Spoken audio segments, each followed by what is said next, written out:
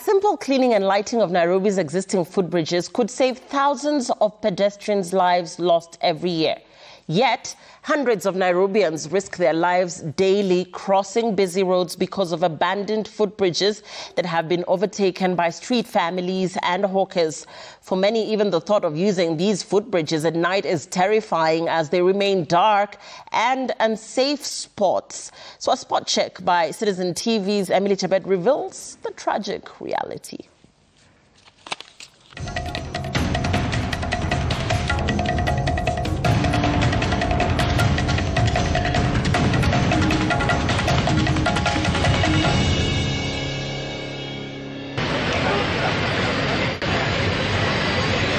Amidst the bustling chaos of everyday life for Kenyans around Muthurwa Market in Nairobi, two footbridges currently stand as grim symbols of neglect and despair. These bridges were meant to protect pedestrians and give them safe passage across one of the city's busiest roads, but they have been turned into open public latrines. Human waste litters both bridges. The stench unbearable, as street families and hawkers make the most of the space, using it as a toilet, a refuge and a last resort. Commuters are forced to cross the road, risking their lives in the deadly traffic below. Anaenda na magari za matatu na huwa anapita hapa kila wakati. Ile jambo ningeweza kusema juu ya hii bridge. Hii bridge inaonekana iko na uchafu sana. Jana nimeshuhudia mara kwa mara.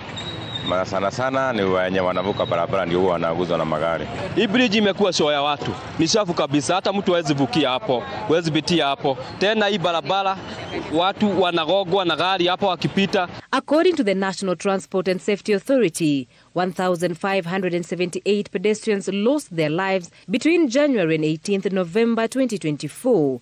Nairobi is leading in these statistics with 261 deaths, followed by the neighboring Kiambu and Nakuru counties. The World Health Organization Status Report on Road Safety 2023 for the African region states that Africa accounts for nearly 1/5 of all road deaths globally, despite being home to only 15% of the world's population and 3% of its vehicles. Many of these deaths are preventable. The WHO reports attribute the rise to multiple factors, including inadequate road safety laws and standards. No country in the region currently has laws that meet the best practice standards for the 5 key road safety behavioral risk factors, that is speeding, drink driving, non-use of motorcycle helmets, seatbelts and child restraints. Other than the deplorable state of these footbridges, the residents say some of these structures are misplaced, hence do not serve their purpose of saving lives. Hata ukitoka kwa soko huko Gikomba ukipita hapa kuna pahali ya kupitia. Hapa kuna msemo mwingine aligogewa na gari hapa juzi. Sasa unaona hii ni maisha yetu, tuna risk. Serikali ya gari tutengenezee bridge hapa ya kuvuka barabara hapa. Ila about bridge iko lakini imewekwa pande ile nyingine. Hakuna pahali ya kuvuka hivi ukipanda hivi juu. Kama ingekuwa imejengwa iende mpaka iende barabara ile nyingine ya radhi pande ile ya msikiti ingekuwa sawa. Alafu sasa waweke kitu ya kupanda juu. Suppose hauna kazi na soko, si lazima uingie sokoni. Wewe unataka tu kucruise hii barabara zote uende ngambo ile nyingine. So inakubidi utime magari, vukavuke ndio shida kugongwa na magari, watu kugongwa na magari hapa. Along Mombasa Road, the footbridges are fairly well maintained, but some Kenyans are still risking their lives running under the bridge. Their reason? It is too far. A number of those who crossed the road in our presence could not comment on camera for obvious reasons. According to the Kenya Traffic Act, any pedestrian who fails to comply with crossing rules, that is designated crossing points, shall be guilty of an offense and liable to a fine. Perhaps lack of enforcement of such laws is one of the reasons hundreds of people are killed while crossing the road. National Transport and Safety Authority Director for Road Safety Dr. Andrew Kiplagat acknowledges that there is a problem, but calls for personal responsibility by pedestrians, even as government entities work on their part. Of course, there are reasons. People say I'm in a hurry and all that kind of things. But others say that we desire to use these facilities, but there is the issue of cleanliness, yeah. Sometimes they're very dirty. There is the issue of even lighting. Yeah? There is the issue of maybe people using for other purposes, maybe all cars and that kind of thing. We witnessed pedestrians who stood waiting to cross the road for more than 10 minutes at the General Motors stage, even though using the footbridge takes less than 5 minutes. The situation is similar along Outer Ring Road at the footbridge connecting Tasia Estate and Pipeline, where residents run dangerously under the footbridge, which has been partly taken over by hawkers.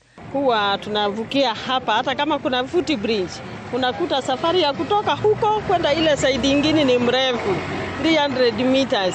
Na mwisho unakuja unapanda unakuja hapa. Unakuta barabara ni mrefu sana. Hata kama bridge iko, lakini sasa watu unajua ni ile walizoea kuvuka barabara. Tuisho ikue, labda fence iwekwe hapo mpaka huko chini, ndio watu wataacha kuvuka bure. Hiyo itakuwa ni kazi tu, itakuwa bado tu wanavuka. According to Dr. Kiplagat, the safest systems approach to managing road safety are segregation where vehicles, pedestrians and motorcycles are operating on fenced-off lanes, a situation at the Ngara Bridge along Thika Road. Pedestrians have no choice but to cross using the footbridge. But the issue of vandalism and cost implications may not allow these along all roads. A good example is the Eastern Bypass, isn't it, joining Mombasa Road?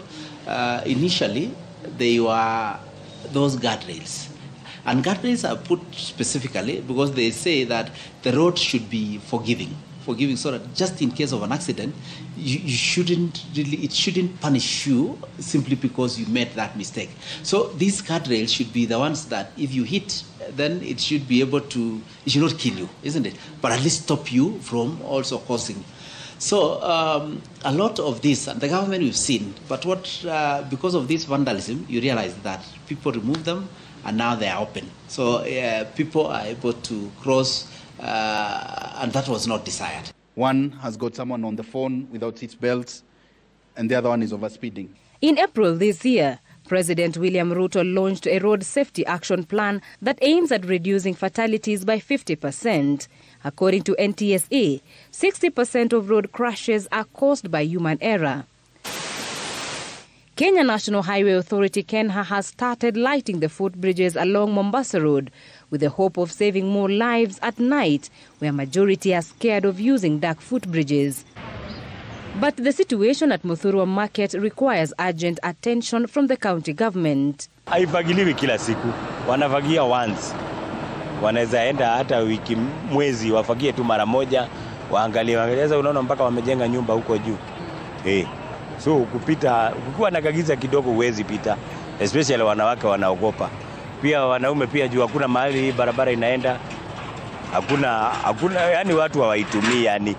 Imekuwa tu hapo like haitumiwi. Hii bridge inaonekana iko na uchafu sana, na tuseme hasa hiyo ni kazi ya county, serikali ya Sakaja iangalia hapo sana.